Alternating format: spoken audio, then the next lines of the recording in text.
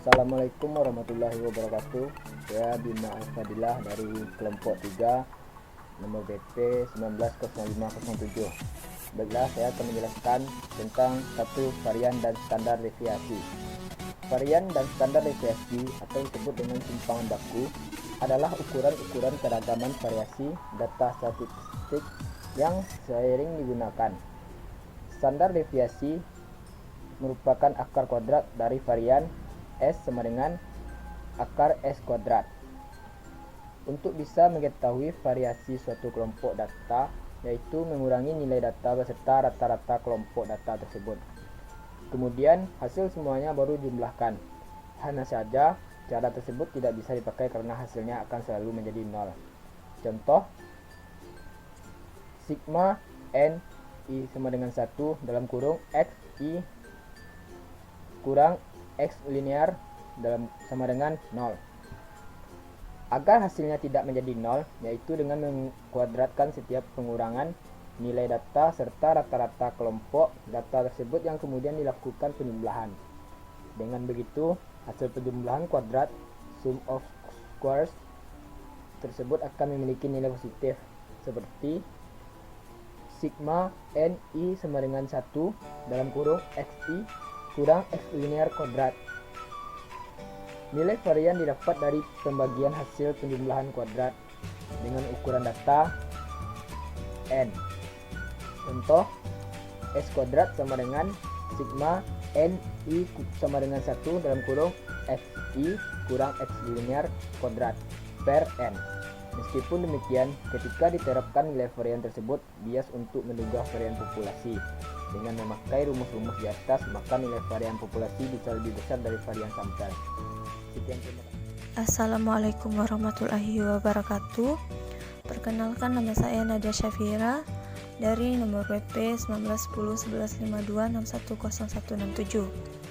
Saya akan membacakan lanjutan dari nomor 1, varian dan standar deviasi. Supaya tidak bias saat menduga varian populasi, maka n sebagai pembagi penjumlah kuadrat sum of squares harus diganti dengan n dikurang 1 derajat bebas, sehingga nilai varian sampel mendekati varian populasi.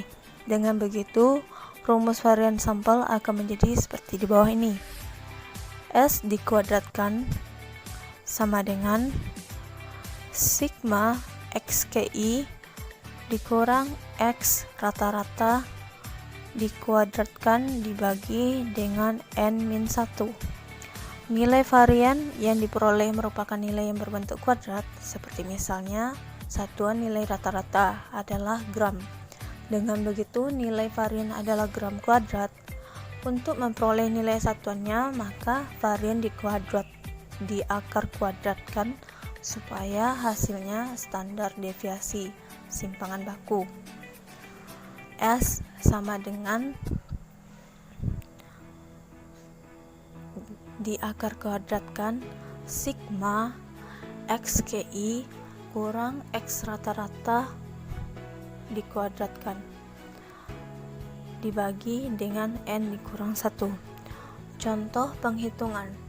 Dalam satu kelas, tinggi badan beberapa orang siswa yang dijadikan sampel adalah sebagai berikut: 172, 167, 180, 170, 169, 160, 175, 165, 173, 170. Dari semua data tersebut, diketahui bahwa jumlah data n sama dengan 10 dan nilai n dikurang 1 sama dengan 9. Selanjutnya dapat dihitung komponen untuk rumus varian. Jadi dari hasilan tadi, yaitu sigma nxki dikurang X rata-rata dikuadratkan, hasil 272,9. Assalamualaikum warahmatullahi wabarakatuh. Saya Sega Prawila nomor BP 19101152610535 akan menyampaikan tentang Z-score.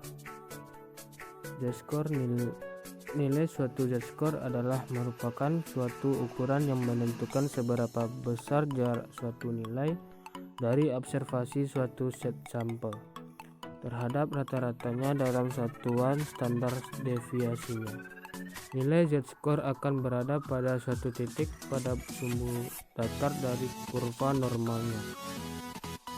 Keberadaan nilai z-score akan menentukan posisinya dalam sumbu daftar kurva normal yang juga mencerminkan seberapa jauh keberadaan suatu nilai observasi X terhadap rata-ratanya.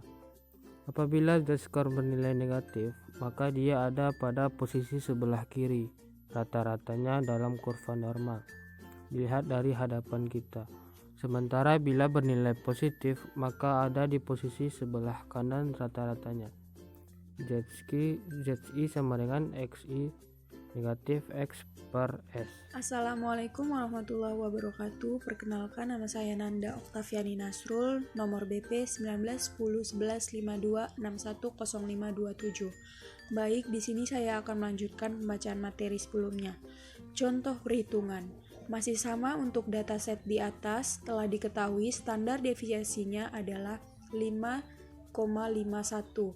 Misalnya dalam sampel tinggi badan siswa, kita ingin mencari beberapa z-score dan peluang siswa yang tinggi badannya di bawah 167.